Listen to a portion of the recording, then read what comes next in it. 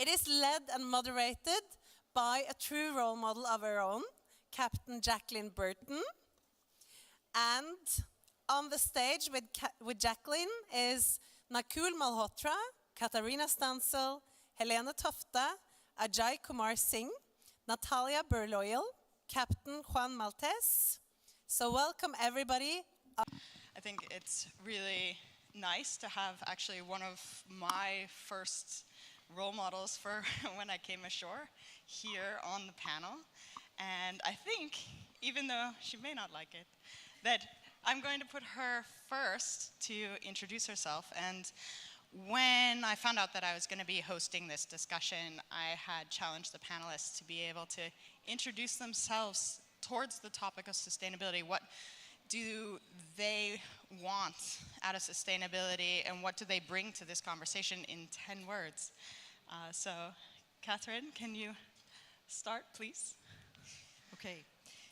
Ladies and gentlemen, it's an honor to be here with you, and a brilliant morning of very interesting conversations. And I think we're going to shift that now into something that's possibly more technical or more relevant to the industry, rather than what we were talking about, gender roles. But we got a challenge as speakers on this panel. We got told we had 10 words to explain our role. So my 10 words are, I'm Kathy Stanzel. This doesn't count, right? This is not part of the 10 words. I'm the managing director of INTERTANKO, and I am a catalyst between what we know and what we need to achieve. Thank you. And then I think, Helena, can you share your small introduction of yourself into the topic of sustainability? I would very much like to do so. Thank you, and thank you for having me on the panel today. So it's an honor to be here. My 10 word is that I'm a climate and technology optimist, but in a great hurry. And I hope that would be sort of setting for the discussion we're having here today. And then you also asked us what we would like to bring into the discussion. So now I go above my 10 words, but I hope that I can bring into this discussion some optimism, because as Catherine was saying, this is a topic in which it's easy to become pessimistic. But we need some optimism, and we need to believe that it's possible to actually achieve change. And it's also after lunch, so I think we need some optimism. So that is what I hope to contribute. Thank you. Definitely. Thank you so much for that. And Nakul? Thank you. So first of all, my name is Nakul Malhotra. I'm with Williamson, and I look after the emerging opportunities portfolio. And I'd just like to echo a lot of what's been...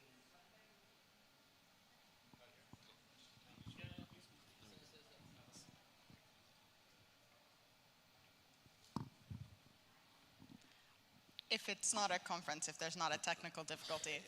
Exactly right, and that's great because I get to start again, so I practiced. So first of all, let me just echo all the fantastic words with regards to the forum and the topic and the various discussions that have taken place so far. It truly is an honor and a privilege for me to join today's session. My name is Nakul Malhotra, and I look after the emerging opportunities portfolio for Williamson Group within the maritime services segment.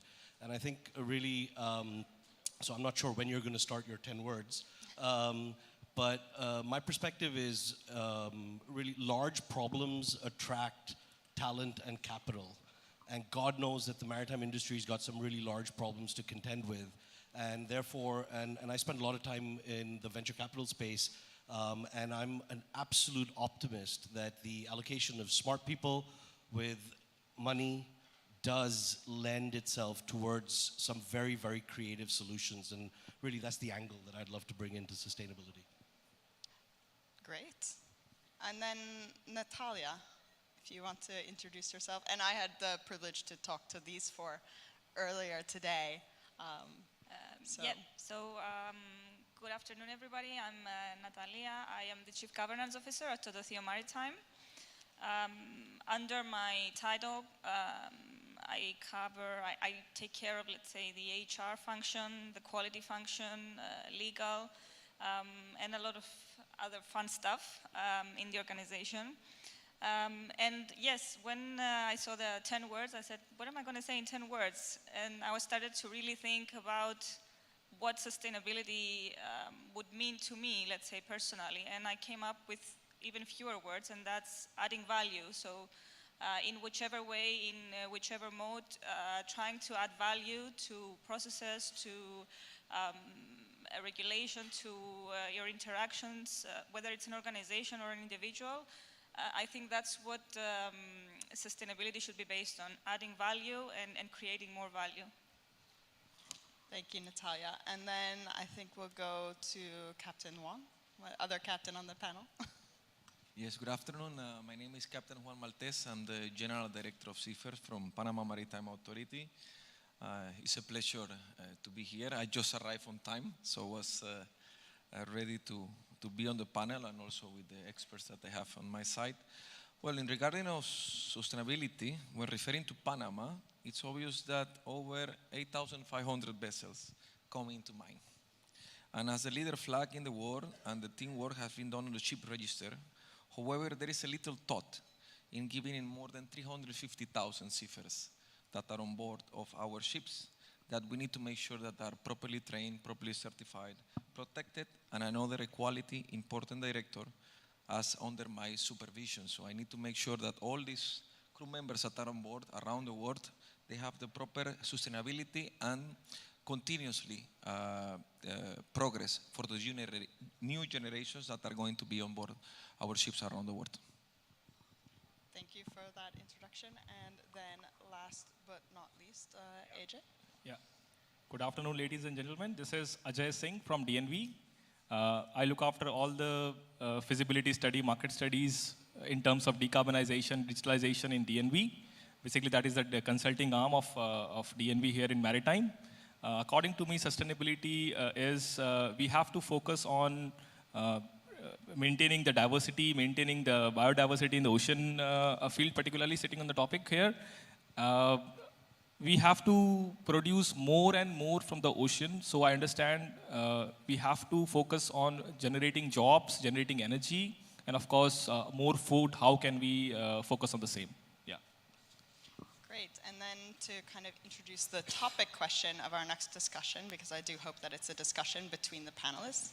So if you have something to add, please add it. If you have trouble getting into the conversation, raise your hand, and then I'll call you out. But when we talk about forging a path in sustainability for the maritime and ocean industries, we have to really define what we mean by sustainability in that sense. So do we mean the durability of the industry to continue ad infimum, to say that it will last forever and we need to set up a way for future generations to also be able to enable shipping? Or are we talking about sustainability of the planet, or are we talking about both?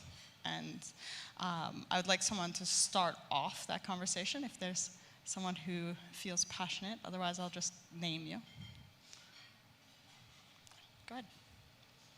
So I think from my perspective, coming from the sort of purest interpretation of sustainability, it's about not putting our needs today before the needs of future generations. And that then can be all-encompassing. It can be everything you've mentioned and more. And it's very interesting because, of course, and that was my 10 words. Maybe I didn't explain them because I'm German, so I follow instruction. So I just use 10 words. But I think it is actually very important today for leadership, because that's what this conference is about, to come from every level. We can't rely on having leadership at the top or at the front. We need to lead everywhere where we are in any situation, and transferring what we understand by sustainability, the future needs of the planet and the population of this planet. It also means being brave. We've covered that this morning. And it also means being practical. So we need to say, today we know what we need to do.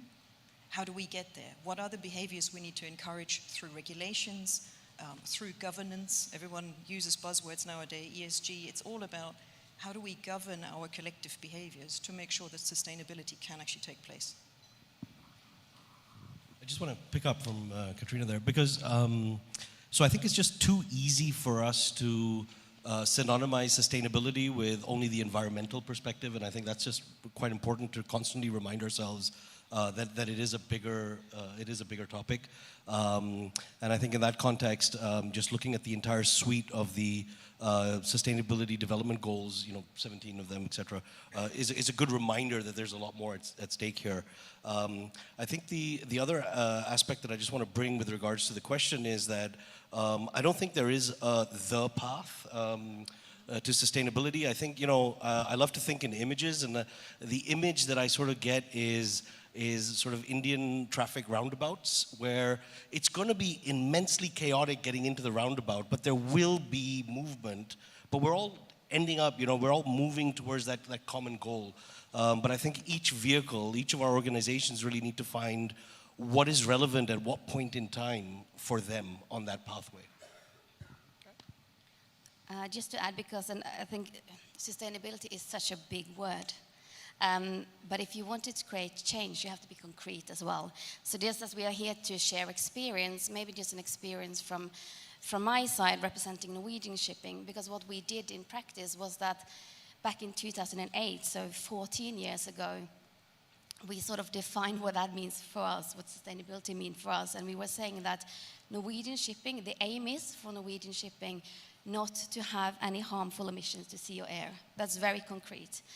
It's in a vision, so we're not there yet, but it has been extremely important for the last 14 years, because every time we come to sort of a situation where you have to adopt a new position, make a choice, that has been guiding us. And to be even more concrete, right now for us, the most important thing and the biggest challenge for shipping, in our view, is to decarbonize shipping. We need to find a way for our industry to contribute to meeting the Paris Accord. That's number one priority. And we also said within our organization or within Norwegian shipping companies that the way to decarbonize shipping is to reduce emissions by 50% by 2030 and to be decarbonized by 2050. So a very clear path. And that's it's a challenge, and there's lots of things that has to fall into place before we get there. But to just at least have a clear vision of how to get there is important, and to try to bring in some optimism as well, because we ask our members every year, we do a survey, and 90% of our members believe that is possible. So that's a good starting point. Yep, I would like to add on that. It is a big topic actually if you talk about sustainability. It could be different in your perspective, it could be different in my perspective. So still things are not so clear, I would say. We have to get more education on this. Even we have to promote the education in respect to talk about sustainability. Few basic things one individual can do is pay online bills, save paper, use public transport. If you are going for short trips, work out on the waste management. I mean, this is what I personally feel one individual can work on the same as well. So of course, fully agree with everything that's been said and heard here. What I wanted to add only here is sustainability. Yes, it's about more than just decarbonization. From time to time, there will be different aspects of sustainability where we are focusing on for different reasons, even it's regulatory or environmental or socioeconomic reasons. Which will do that. But it is important to understand that shipping is no longer isolated as an industry. It's part of an ecosystem. Industries which never previously maybe had much to do, or we didn't think have much to do with our industry, are so connected that we cannot look at sustainability within shipping without considering how all those affecting industries in this ecosystem are also addressing that. And we need collaboration and transparency, not just within shipping, but with all the other stakeholders as well who are influencing it in one way or another. Road transport, air transport, different other sectors, let's say, that might influence it. So yes, in regard to the question, I think both are going together and tied up with the hands in regards of the environmental and also the human element, especially that in this 2022, the Maritime Day 10 War is a new technologies on greener shipping and has a very much endeavor to highlight the need to support the green transition of the maritime sector into the sustainability future. while leaving no one behind and ensuring that the human element is not forgotten or hidden, because at the end of the day, all the new laws and regulations and all the let's say, at the end, all the stakeholders, when they come all together, governments, the part of the diplomatic side, ship owners, crew members, the ones who are going to follow all the rules that the countries will implement around the world to keep better our climate on the world will be the crew members on board. Because if they don't follow and they don't understand and they are not well prepared and well trained about the new laws and regulations, nobody will going to implement it, and then will be, a waste of time.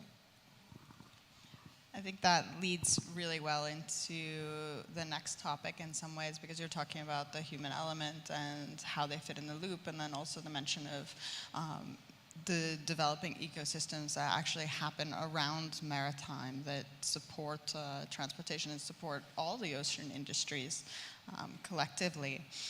What actions can we all take as leaders in companies and as setters of leadership paradigms to obtain this industry? What can we do now to help those developing ecosystems be sustainable? To help with the decarbonization, for example, it will take a lot of infrastructure for us to be able to implement it, whether it's implemented through the use of biofuels or through synthetic fuels or through batteries or through hydrogen. Regardless, it's going to take a huge change of infrastructure, and there's a lot of different industries that need to be developed. How do we encourage them? How do we actually make all of this shift together so that we have really inclusive growth? I'd love to be able to kick that off if I could. So I think if I would kick it off, I'd sort of summarize it with 3 C's. I think really it is, and maybe plus a 4th C. So capacity, competence, collaboration, and obviously capital, right?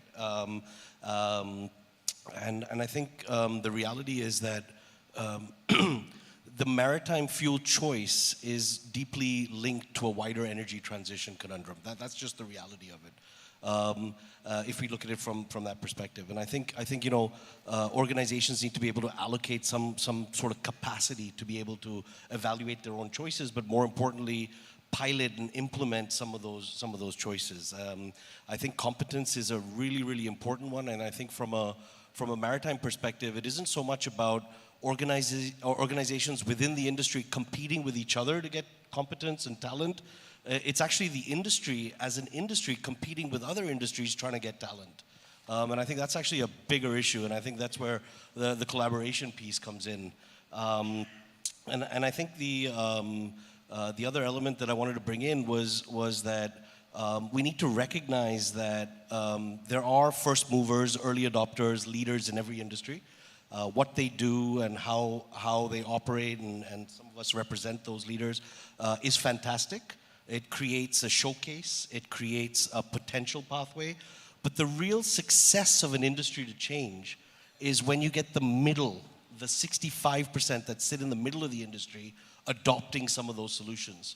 So what I'd really love to be able to see is those ecosystems catering to the small to medium enterprises that are able to piggyback, work with those large leaders and really drive that forward.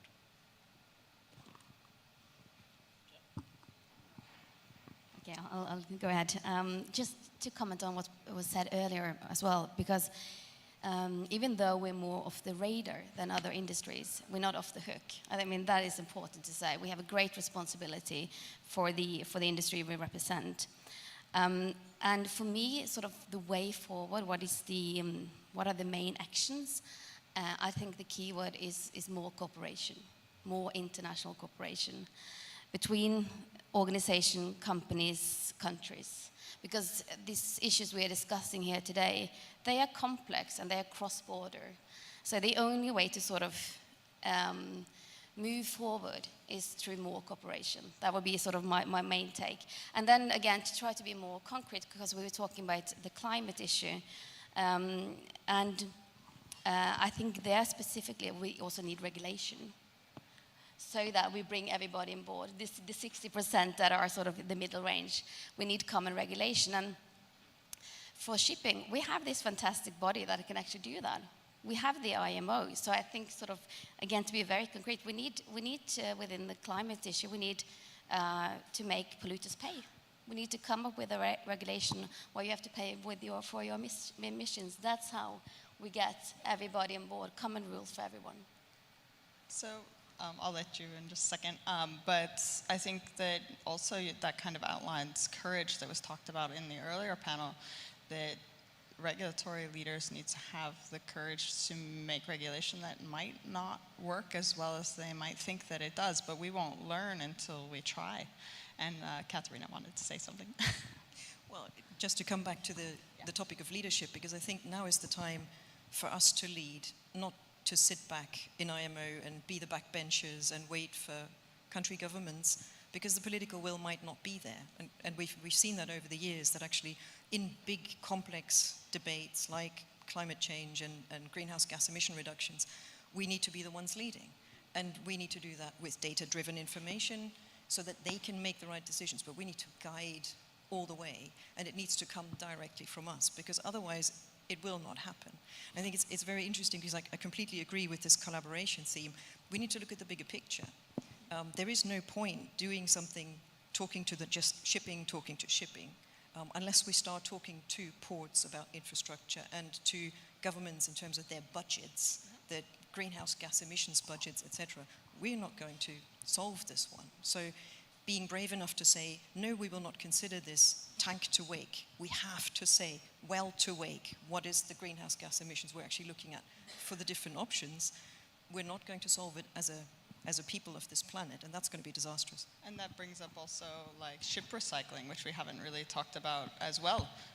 What are we doing from the ships to design them so they can be recycled efficiently, and what are we actually doing with the ships that are recycled? Have we been able to recover those materials?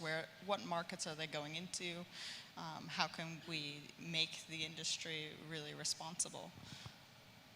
Jaquelyn, sorry, just before we get into the recycling topic, I just want to pick up the thing on regulation, because I spend my life with early stage startups, right? And I think in general, we're an industry which has done a great job in responding to regulation through innovation. But essentially, if you go back in history, we're essentially an industry that incident leads to regulation, leads to innovation, leads to compliance. And I think we're on that cusp where this is actually changing. We're now fast, because of all the other pressures, becoming an industry where actually innovation is leading regulation. And so in this context, absolutely, there's a space here where the regulatory bodies need to be forward-leaning and be brave and so on and so forth. But I'd like to say that I think we're seeing examples in certain geographies of regulatory sandboxing.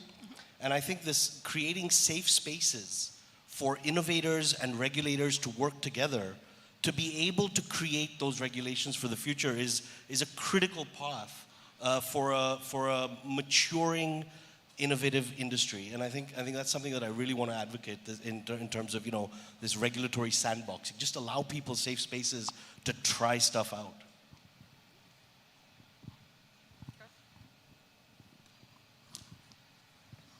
Okay, thank you. This is actually the point that I had in mind as well, that I would really like I would like to see shipping and us, let's say, pulling the changes and not just pushing for change, because we are at this point where the technology is way, way faster than the regulatory aspect of things. And unless we find a way to bridge that gap and close it and overpass it maybe, we will find regulation in front of us whenever we try to find solutions, whenever we try to challenge a process, a business model, a way of thinking, a way of doing business. And future sustainability is not just about finding a digital way to do a process the way we do it today. It's about thinking of what are we trying to achieve through this process, what is the end goal, And what is the best way to do it going forward? What resources do we have? We see nowadays extreme difficulties with resources around the globe, with sourcing spare parts, hardware, electronics, even specialists to attend vessels when it's needed. In remote ports, they are not allowed on board, they are not accessible, they cannot travel, it's too expensive, and different other issues. And unless we find ways through technology to address this by doing things differently, it will be very hard to continue operating cost effectively. And that's, at the end of the day, I mean, that's what people look at in their daily operations. Yes, in order to keep the sustainability, we as a country, Panama, is intricately linked to our identity.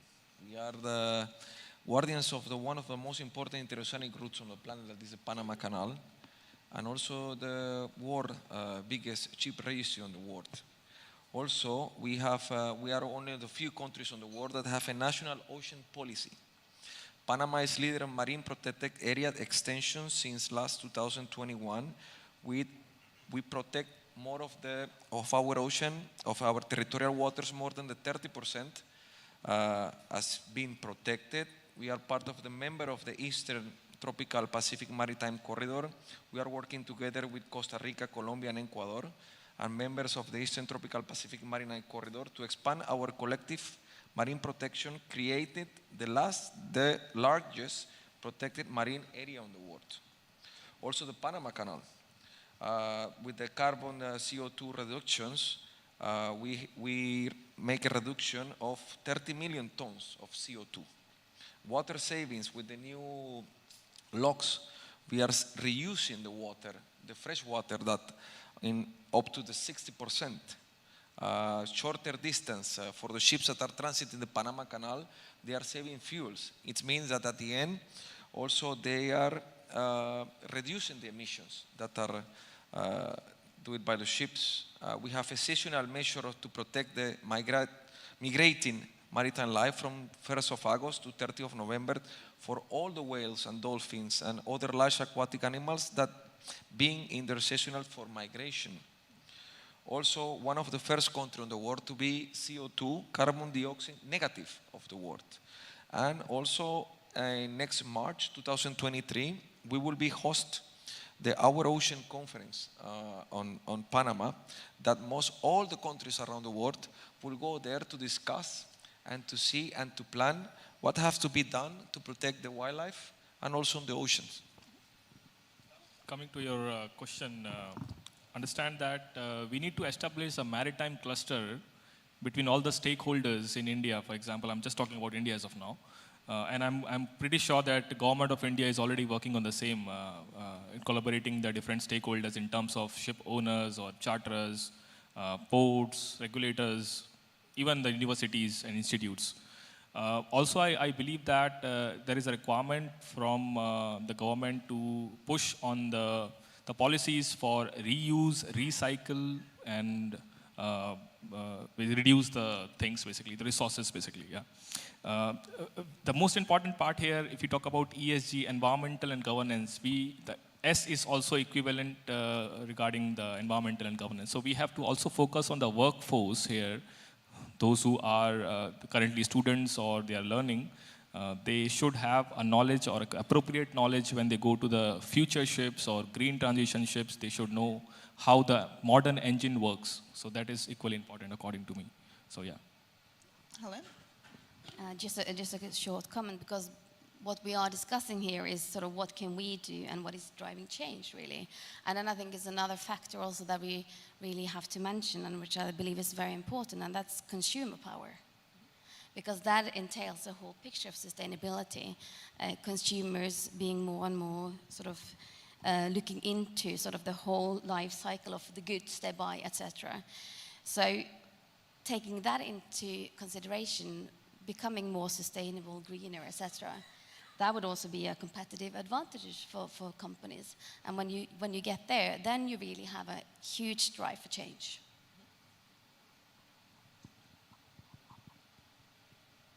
I see thoughts happening over there. Katharina? No? Okay. What do you think is the biggest challenge to actually making this transition today? What's the thing that's stopping us now from those actions that we know we should be taking as an industry? I already mentioned the gap between regulatory and technology, but I think something much more practical on a lower level is probably the gap between, let's say, knowledge of the technology and understanding of the technology and knowledge of shipping. So we have a lot of shipping professionals with vast experience, knowledge, and expertise who are not technology professionals. And we have a continuously growing pool of technology professionals who are looking for career opportunities, and they don't see shipping as one of those.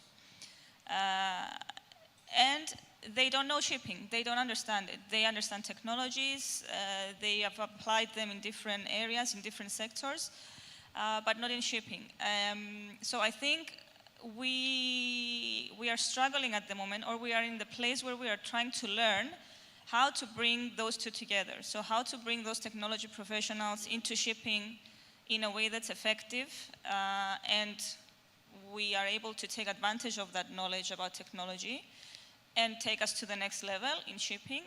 But also for those technology professionals to see shipping as an attractive career opportunity where there is a future for technology, there is a clear vision about what that future is, and that where everybody is working together under the same, let's say, a common understanding of what we're trying to achieve.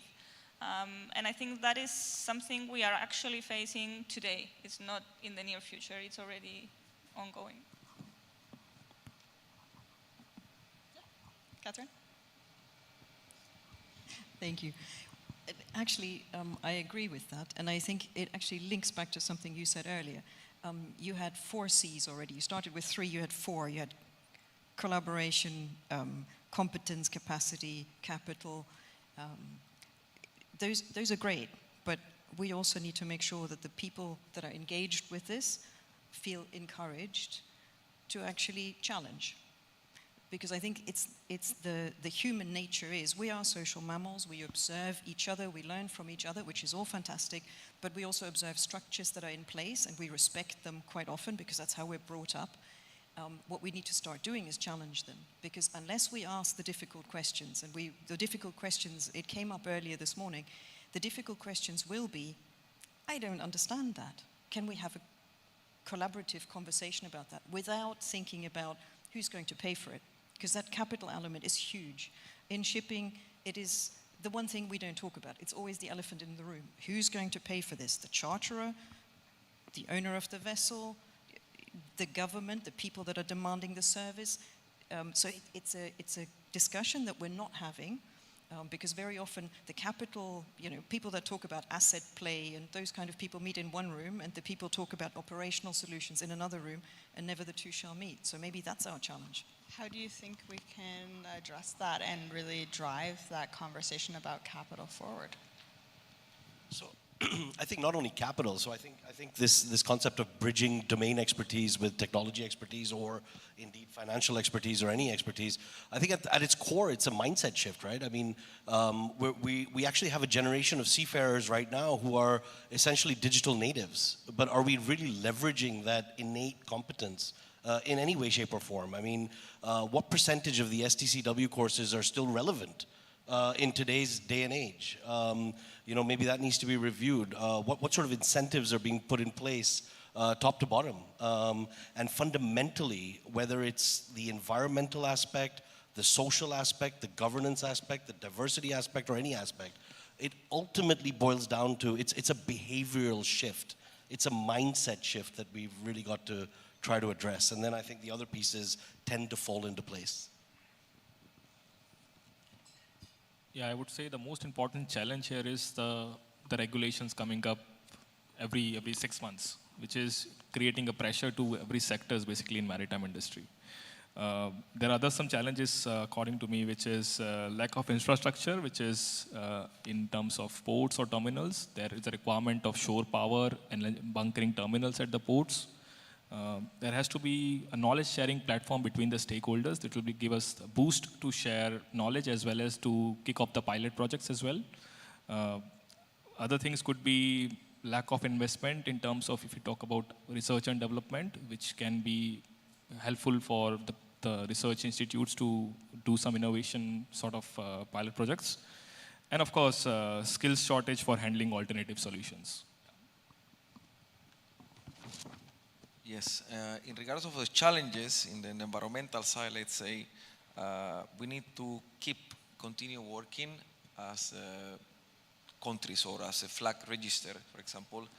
In Panama is giving incentive for the new build ships, right, to the ship owners. This is a way to try let's say, the old generation ship owners to change to the new view of shipping that is on a transition right now. And also for the eco ships register and clean fuels is going to benefit the ship owners and their fleets also. This is in the environmental side. In the educational sides, we are investing a lot. For example, we are giving approximately, in these 3 years, we give almost 10 millions US dollar to our state maritime university. So they have all the equipment and simulators and good instructors, and also to give a good merchandise for the generations to come to study maritime and to go at sea. But it's not ending there. We as a Panama Maritime Authority, we are also in close contact with the ship owners. We are going with them, we are giving incentive, we are giving discounts if they bring, let's say, we have a special law that came that if you have some amounts of Panamanians on board your vessel, you will get a lot of discounts and incentive in order the people that we are training and they are getting competence. At the end of the day, they don't want to go at sea because it's hard for them as a cadets to go on board. I can say by my own, because I was a cadet until I grow up to master, and at the beginning was really hard because they don't know how it's the shipping business. So we as a government and as a ship owners or organizations, we need to make sure that we give the hands to this new generation in order to keep the vessels manned, because it will be a time that nobody will want to go at sea. I think that's really important. I think having career pathways into the industry and to see that there is a future of the industry and to see that we need to have those conversations about capital and about the real things that are going to be able to implement this change, because it is a behavioral shift for a lot of the old generation of shipping. And it's something that I've come up against quite a lot, and I think a lot of other people have as well. We have just a few minutes left, and what I would really like each of you to kind of contribute to the discussion table is, what actions should we be taking today, are feasible for us to take today, and that we actually want the audience members, both online and here in the room, to take away and try to implement, whether it's towards these kind of discussions that need to happen, or towards regulation, or towards collaboration forums. What actions do we want to take and want others to take as well? I'd like to just put two. One, I'll come back to that roundabout. Create your own path and don't be afraid. I'm a marine engineer that works in venture capital. That is not a normal pathway, but who's to say what a normal pathway is? So just take that step. If you're excited about something, then work towards it. I think that's one. And the second is, I'd really love to be able to say for both, whether you're a small to medium enterprise or whether you're a large maritime enterprise, please reach out and take that one buddy with you, one buddy organization on whatever ecosystem you're building. I think that'll make a tremendous difference. Okay, I'll go next. Well, I'm a strong believer that everybody can do something. It's about the way we live our life. But also in this room, there's a lot of business leaders, decision makers, and I think there lies a particular responsibility on us all, people in those type of positions. And at the end of the day, there's no doubt in my mind that the winners of tomorrow in business will be more sustainable. They will be more greener. So it's sort of a choice also, which side of the history do you want to be on? And to make that decision, either you fight it or you lean into it. And people here in this room are good in business. And as I said, I strongly believe you want to be on the right side also of history, but as business itself, then there's only one path, basically. Well, people watching us online and physically present here can do a lot of things. Of course, I agree with the lady said on the same. One can focus on the waste management. Again, I would like to emphasize on that. Focus on reducing plastics and find other alternative material. Join the hands for beach cleaning, I would say. That could also make a difference in ocean engineering. Again, save energy. That will help our future generations to help it out. Yeah, that is from my side. I'll take it up into a maybe slightly less practical level, but commit. Because I think if we all commit to make a difference and believe that it makes, whatever we do, however small it is, it will make a difference collectively. And it was a beautiful image this morning, every one of us being a drop, but together being the ocean. That's it. If we commit to making a change and leading from within, we can make this happen. I agree. I think we should start talking to each other. Very often we will find that somebody else is doing something better than we are, or the other way around. It's good to take notes away. We are all facing challenges. I think nowadays there's little organizations that don't face challenges with human capital, with technology, with upskilling, with remote working, with the change in working culture that's happened through and after COVID. We need to start talking to each other. We need to agree on what is what we're trying to do. See if we have the data for it. If we don't, collect it, analyze it, and find the solution. Agree with you. This, I was going to say it. All the stakeholders, governments, organizations, ship owners, crew members, seafarers, we need to continue working together and communicate between each other in order to get better solutions, because if each sector is going on the opposite way, then at the end of the day we will not go anywhere. So that means all of us needs to go forward, and then I think that this one will be the best solutions that we can carry it out for the sustainability and also for the future generations. Thank you so much to the panel.